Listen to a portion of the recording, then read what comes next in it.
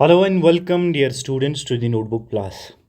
Primary and secondary data एक topic करके है आपके सिलेबस में स्टैटिस्टिक्स वाले पोर्शन में। इस पर देखते हैं कि कौन कौन से पॉसिबल क्वेश्चन हो सकते हैं जो एग्जामिनर हमसे पूछ सकता है। Number 1 question is consider the following situations. कुछ सिचुएशंस दी गई हैं, उन्हें हमें कंसिडर करना है।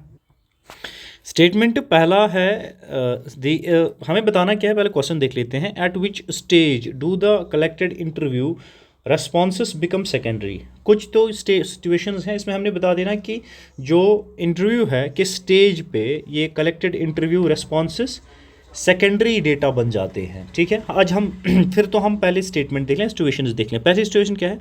A sociologist conducts interview to study migration trends. If a sociology conducts interview to study migration trends, this is primary. What he collects is primary data. जो sociologist यहाँ पे इस स्टेज पे कर रहा है वो प्राइमरी डेटा है आपका।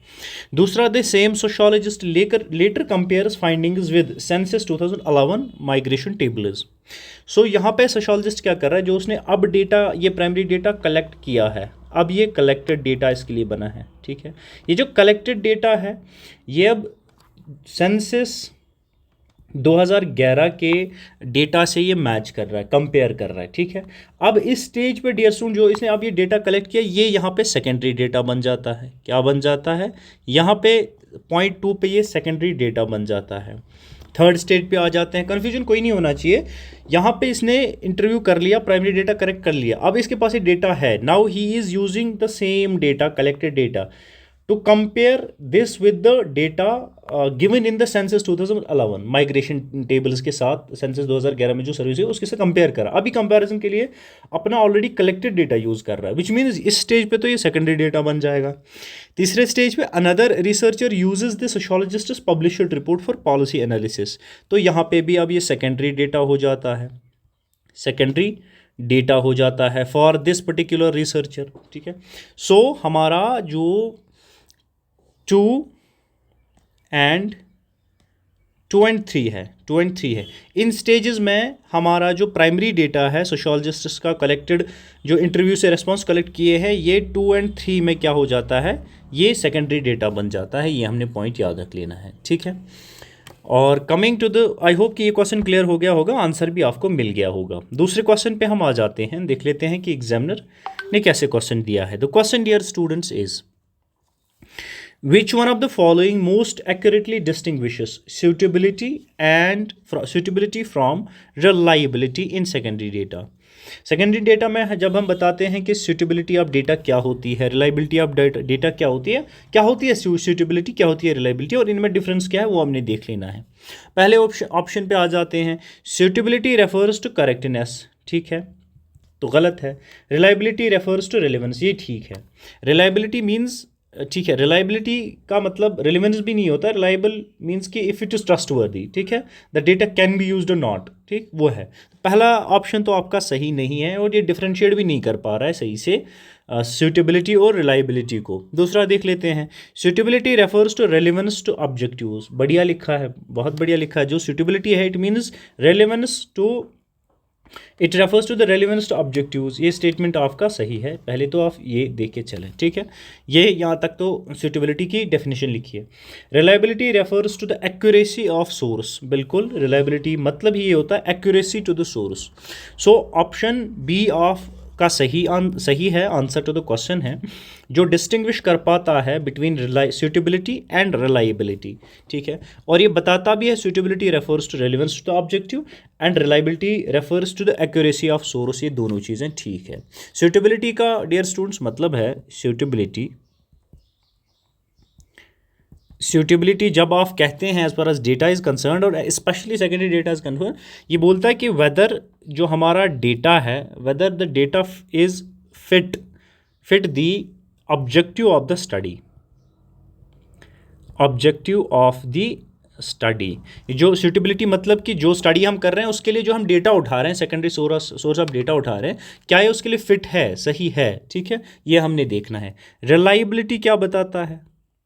रिलायबिलिटी क्या बताता है डियर स्टूडेंट्स? रिलायबिलिटी बताता है वेदर डेटा और जो आपका डेटा है ये ट्रस्टवर्दी है, ये ट्रस्टवर्दी है। रिलायबिलिटी मीन्स क्या ये डेटा आपका ट्रस्टवर्दी है, एंड क्या ये डेटा आपका एक्यूरेट है, एक्यूरेसी और ट्रस्टवर्दीनेस रिलायबिलिटी आप इसकी देख लेते हैं डेटा की। तो ऑप्शन बी आपका ये सही से एक्सप्लेन कर पाता है, ठीक है। Coming to the question number next, question number 3। तीसरा question dear students is sorry, a researcher studying current inflationary behavior. If a researcher studies current inflationary behavior uses wholesale price data. Wholesale price data आपका researcher use कर रहा है और study क्या कर रहा है, वो इन्फ्लेशनरी बिहेवियर यूज़ कर रहा है। कलेक्टेड 5 years अगो, लेकिन ये डेटा जो होलसेल प्राइस डेटा है ये 5 साल पहले का है, 5 साल पहले का कलेक्टेड डेटा है। Adjusting for changes in the base year, अब ये इसको एडजस्ट कर रहा है for the changes in the base year. The major statistical limitation here is, क्या स्टैटिस्टिकल लिमिटेशन इसके पास है। डियर स्टूडेंट्स, ऑप्शन हम देख लेते हैं, उसके बाद फिर क्वेश्चन में एक बार ही फिर से आपको समझाता हूँ। एक रिसर्चर स्टडी कर रहा है इन्फ्लेशनरी बिहेवियर, लेकिन यूज़ कर रहा है वो 5 साल पुराना होलसेल प्राइस डेटा, ठीक है, बट इसको एडजस्ट भी वो कर रहा है for the changes in the base year. Statistical कौन सी मेजर स्टैटिस्टिकल लिमिटेशन इसको देखने को मिल सकती है। क्या सैम्पलिंग बायस हो सकती है, नहीं हो सकती, सैम्पलिंग बायस तो यहाँ नहीं हो सकती है। क्या इन्वेस्टिगेटर बायस हो सकती है, ये सेकेंडरी डेटा उठा रहा है तो इन्वेस्टिगेटर बायस तो हो ही सकता। सेंसस एरर हो सकता है, वो भी नहीं है। कंसेप्चुअल इनकंसिस्टेंसी हो सकती है dear students, conceptual inconsistency is the possible and major statistical limitation जो यहाँ किसको होगी, रिसर्चर को होगी, while studying inflationary behaviour using wholesale price data which is 5 years old and adjusting that for the changes in the base year. When this is the situation, conceptual inconsistency is the limitation जो एक researcher face कर सकता है, ठीक है।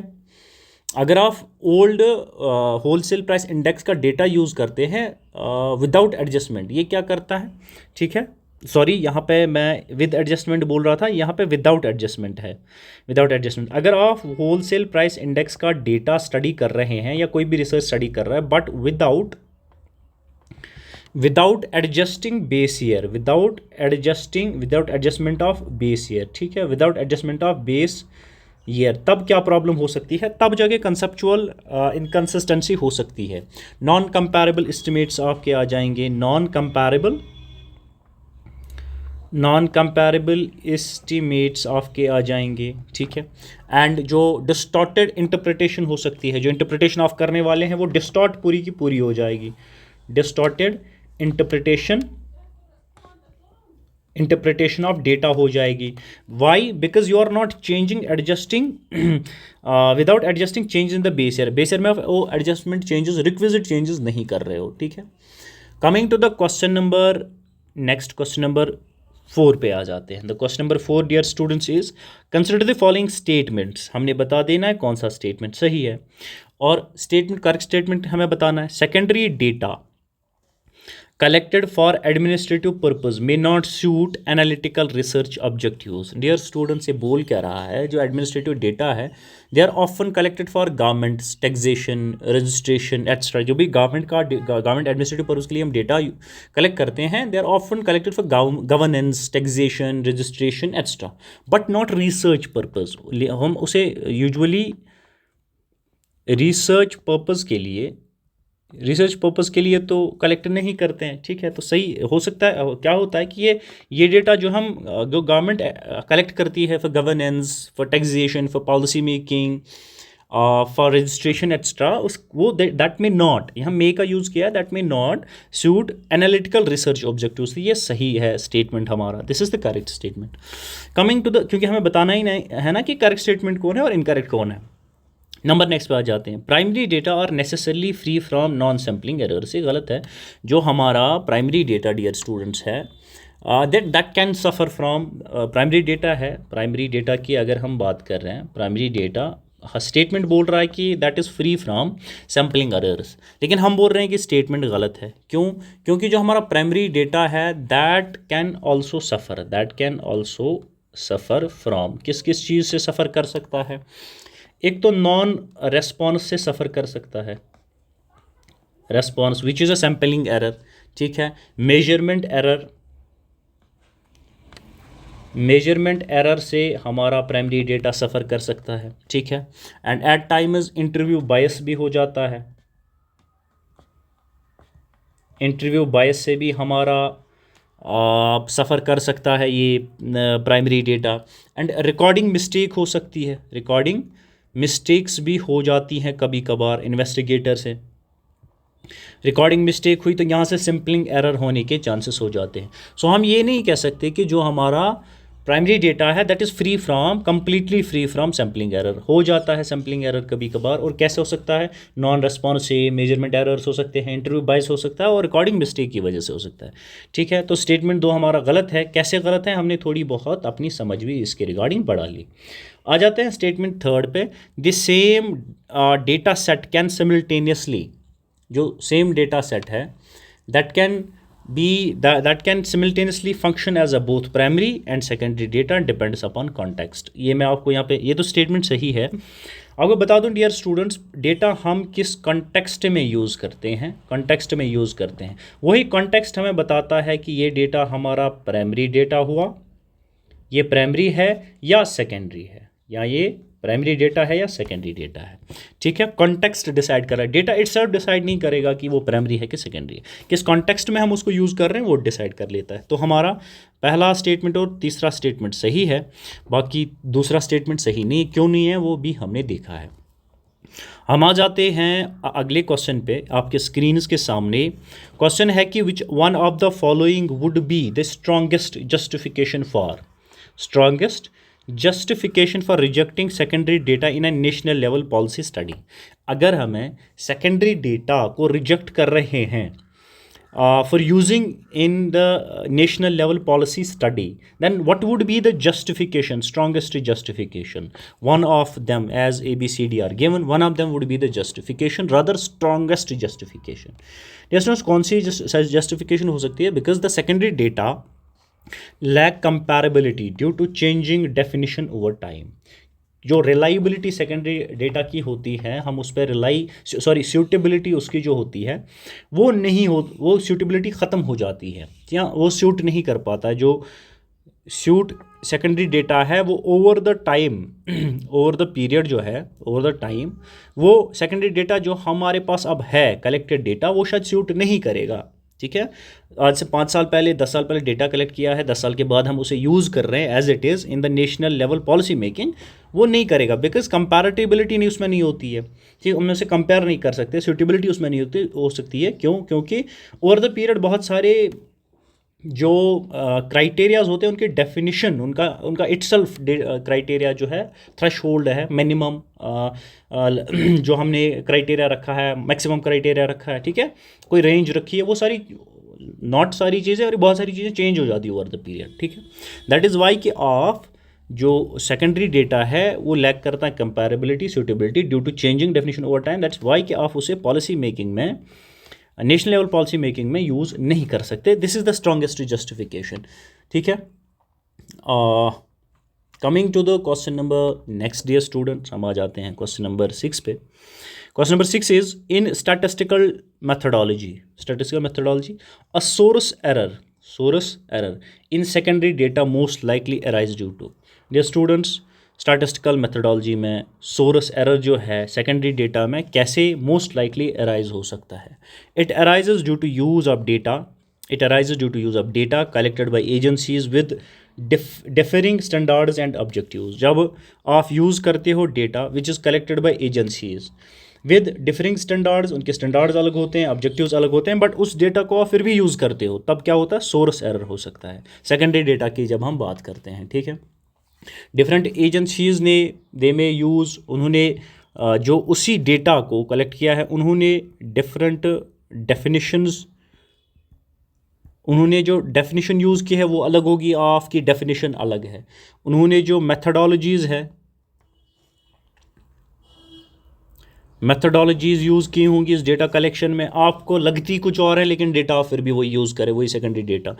उनका वो data collect करने का, उनका वो डेटा जो उन्होंने डेटा कलेक्ट कर रखा है इन एजेंसीज़ ने, उसका ऑब्जेक्टिव ही अलग है फॉर कलेक्टिंग द डेटा। आप वही डेटा यूज़ करो बट आपके ऑब्जेक्टिव्स डिफरेंट है, तो होता क्या है कि आपका एक एरर अराइज होता है, उसे हम डियर स्टूडेंट्स सोर्स एरर कहते हैं। क्या कहते हैं? सोर्स एरर कहते हैं। Answer to your question is part B. ये आप साथ देखते हुए चलेंगे। Coming to the question number next, question number 7. Question number 7 is consider the following. नीचे कुछ स्टेटमेंट्स हैं, हमें बताना है कौन सा स्टेटमेंट सही है. ठीक है, यहाँ तक तो बढ़िया है. अब देखते हैं स्टेटमेंट्स. पहला statement, census method collects information from every unit of the population. क्या ये सही है? Census covers every unit of population. Dear students, ये सही है. It is correct. That is why we call census complete. We call complete enumeration. Census को हम complete enumeration इसी वजह से कहते हैं, because it collects information from every unit of population. ठीक है, आई होप ये पॉपुलेशन वगैरह ये सारी चीज़ें छोटी छोटी टर्मिनोलॉजी स्टैटिस्टिक्स में आपने देखी होंगी. It won't be difficult for you to grasp. ठीक है, दूसरे स्टेटमेंट पे आ जाते हैं. दूसरा स्टेटमेंट हमारा देख लेते हैं.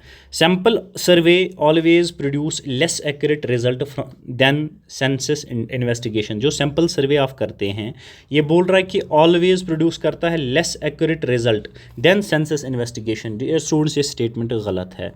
क्यों गलत है? जो सैम्पल सर्वे है they can sometimes be more, जो आपकी सैम्पल सर्वे है, सैम्पल सर्वे की अगर हम बात करें, sample survey they can be at times more accurate.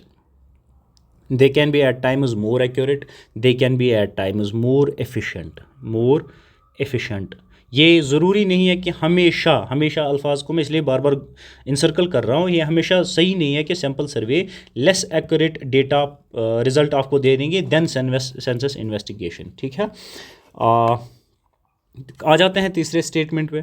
Large scale primary data collection में involve both sampling and non sampling errors. ये स्टूडेंट्स, ये बिल्कुल सही स्टेटमेंट है. जब आप large scale primary data collection पे चले जाते हैं तो तब क्या हो सकता है?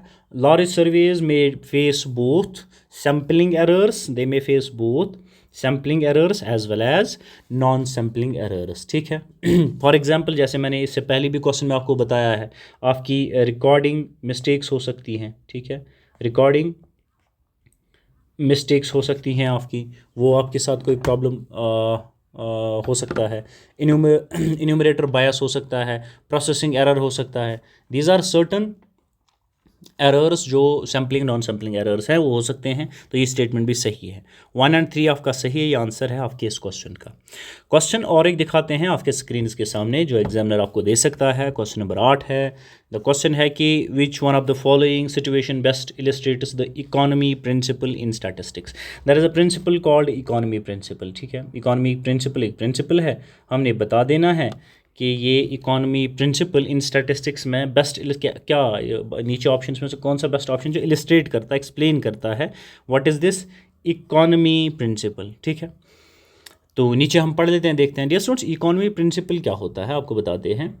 इकोनॉमी प्रिंसिपल मीन्स, मैं यहाँ लिख देता हूँ, आंसर आप साथ में देखते हुए चलेंगे. In statistics economy principle means achieving, मैं लिख देता हूँ और साथ साथ आपके लिए पढ़ूंगा भी. Achieving objectives with minimum cost, time and effort. जब आप अचीव अपने ऑब्जेक्टिव्स कर लेते हैं with minimum cost incurred, with minimum time spend and less efforts put, तो आप उसे इकोनॉमिक प्रिंसिपल कहते हैं. ऑप्शन में ये कौन सा फिट कहाँ हो जाता है? Using existing reliable database before initiating expensive primary investigation. ठीक है, C part is the option which more appropriately explains this economy principle. ठीक है, conducting national wide field survey irrespective of the available records, ये सही नहीं है क्योंकि आप खर्चा भी फिर ज़्यादा कर रहे हो, टाइम भी बहुत सारा लगा रहे हो, एफर्ट्स भी बहुत सारे लगा रहे हो. Avoiding use of all secondary data, avoid जब आप कर रहे हो तो आप अपने लिए कॉस्ट भी ज़्यादा इनकर करोगे, टाइम भी कंज्यूम ज़्यादा करोगे, एफर्ट्स भी ज़्यादा मारोगे. Replacing statistical analysis with observation method, तो ये कहीं से तो समझ में मुझे आया ही नहीं है. So using existing reliable data base, उससे क्या होता है कि आप बिफोर ऑफ इनिशिएट करते हैं expensive primary investigation of existing database use करते हैं, सो दैट कि आप जो अब प्राइमरी डेटा जो स्टार्ट करोगे इन्वेस्टिगेशन, उसमें अब आपका कॉस्ट कम हो सकता है, टाइम कम हो सकता है, एफर्ट कम, क्योंकि आपने बहुत सारा डेटा ऑलरेडी एग्जिस्टिंग डेटा से उठा लिया है। ठीक है, this is the best most appropriate answer जो आपका हो सकता है इस क्वेश्चन का। Coming to the question number next, question number 9 dear students, the question is a researcher combines NSSO consumption data. एक रिसर्चर है वो कंबाइन करता है NSSO consumption data, RBI reports and independently collected household interviews into a single analysis. This approach is best described as, उसे क्या कहते हैं? क्योंकि जब आप NSSO का कंजप्शन डेटा उठाते हो तो ये आपका सेकेंडरी डेटा है, दिस इज़ सेकेंडरी डेटा। ठीक है, आपने सेकेंडरी डेटा उठाया, उसके बाद आप RBI की रिपोर्ट्स भी उठा लेते हो, ये भी आपका सेकेंडरी डेटा है। ठीक है, उसके बाद आप इंडिपेंडेंटली हाउस होल्ड इंटरव्यूज़ भी करते हो, मतलब आप प्राइमरी डेटा भी ले आते हो, जब एक रिसर्चर सेकेंडरी डेटा भी उठा ले कहीं से और प्राइमरी डेटा भी उठा ले और एक सिंगल एनालिसिस इन सब का करे, इस अप्रोच को क्या कहते हैं हम? स्टूडेंट्स, इसे हम mixed use of primary and secondary data कहते हैं। What do we call it? We call it mixed use of primary and secondary data. ठीक है, मिक्सड मेथोडोलॉजी आप कहिए, ऐसे हो सकता है एग्जामिनर आपको मिक्सड मेथोडोलॉजी दे दे, कन्फ्यूजन कोई नहीं होना चाहिए, मिक्सड मेथोडोलॉजी दे दे तो आपको प्रॉब्लम नहीं होनी चाहिए। Mixed methodology they they, mixed use of primary secondary data they they, confusion कोई नहीं होती, आपको पता होना चाहिए कि हाँ भाई आपको इसको तो इस नाम से हम पुकारते जानते हैं। ठीक है, हम आ जाते हैं नंबर नेक्स्ट क्वेश्चन नंबर 10 पे। The question number 10 is which one of the following statements regarding secondary data is most appropriate from an advanced statistical perspective. कुछ स्टेटमेंट दिए हैं, हमने बता देना है कि सेकेंडरी डेटा के रिगार्डिंग कौन सा मोस्ट अप्रोप्रिएट है from an advanced statistical perspective, वो हमने बता देना है। Dear students, the utility of secondary data depends upon, जो ज़रूरत है सेकेंडरी डेटा की, वो किस पर डिपेंड करती है? एडिकेसी पे, रिलायबिलिटी पे और रेलिवेंस पे। ये पॉइंट तो पहले आप याद कर लें, जहनशी कर लें। बिफोर यूजिंग, जब हम सेकेंडरी डेटा हमने यूज़ करना है उससे पहले रिसर्चर्स क्या करते हैं? वो एवेल्युएट करते हैं।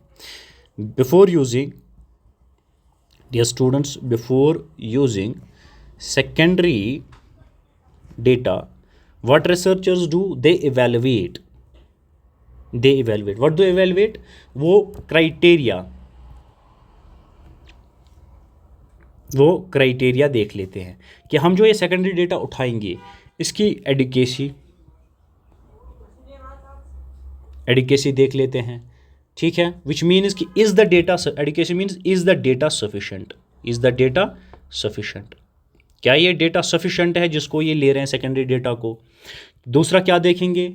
रिलायबिलिटी देखेंगे, reliability of data, which means कि देखेंगे इज द डेटा ट्रस्टवर्दी, अब ये इस पर ट्रस्ट कर सकते हैं। रेलिवेंस देखेंगे, does it match to the objectives of the research जो हमने करनी है। ठीक है, these are the 3 important points, these are 3 classic tests of secondary data quality. Adequacy है, रिलायबिलिटी है और आपकी रेलिवेंस है, ये मैं आपको लिख देता हूँ। रेलिवेंस, ये तीन